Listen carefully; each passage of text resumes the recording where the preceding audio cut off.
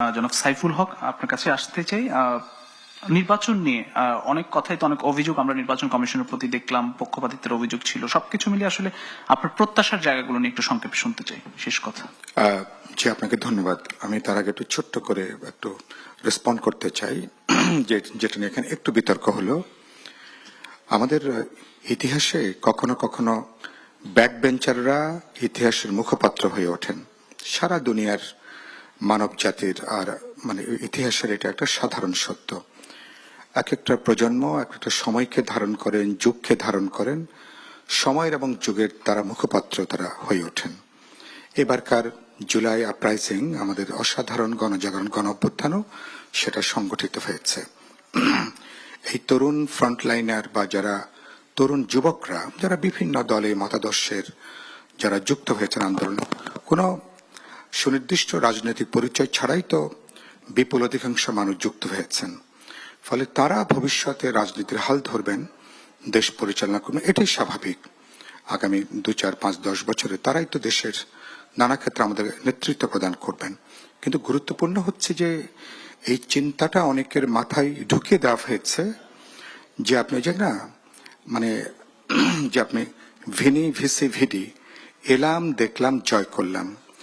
রাজনীতিটা আমি প্রায় বলি যে এটা T20 হলো ক্রিকেট ম্যাচ না, বা এটা ওয়ান ডে ক্রিকেট ম্যাচ না, এটা অনেকটা 5 দিনের একটা দীর্ঘ একটা টেস্ট ম্যাচের মতন।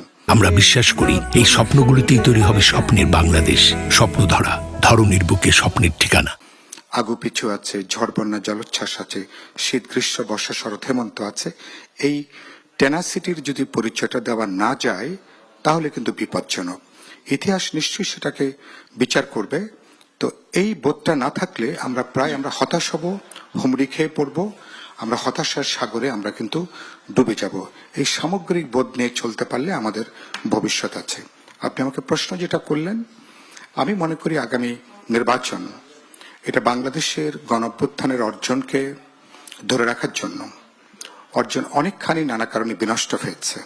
অতিকথন, বাড়াবাড়ি, কিছু কিছু ক্ষেত্রে হঠকারিতা, অনেকের অতিরিক্ত আত্মবিশ্বাস, অনেকে পুরো জিনিসটা নিজেদের কবজা করবার জায়গা থেকে অভ্যুত্থানের বাকি অর্জন যেটুকু আছে ধরে রাখার জন্য একই দিন যেহেতু আমাদের গণভোটের প্রশ্ন, যেটা নিয়ে জুলাই সনদে আমরা স্বাক্ষর করেছি, আমি নিজেও এখানে অন্যতম স্বাক্ষরকারী, আমাদের একটা দায় আছে ইতিহাসের প্রতি, সমাজের প্রতি, অভ্যুত্থানের শহীদদের প্রতি।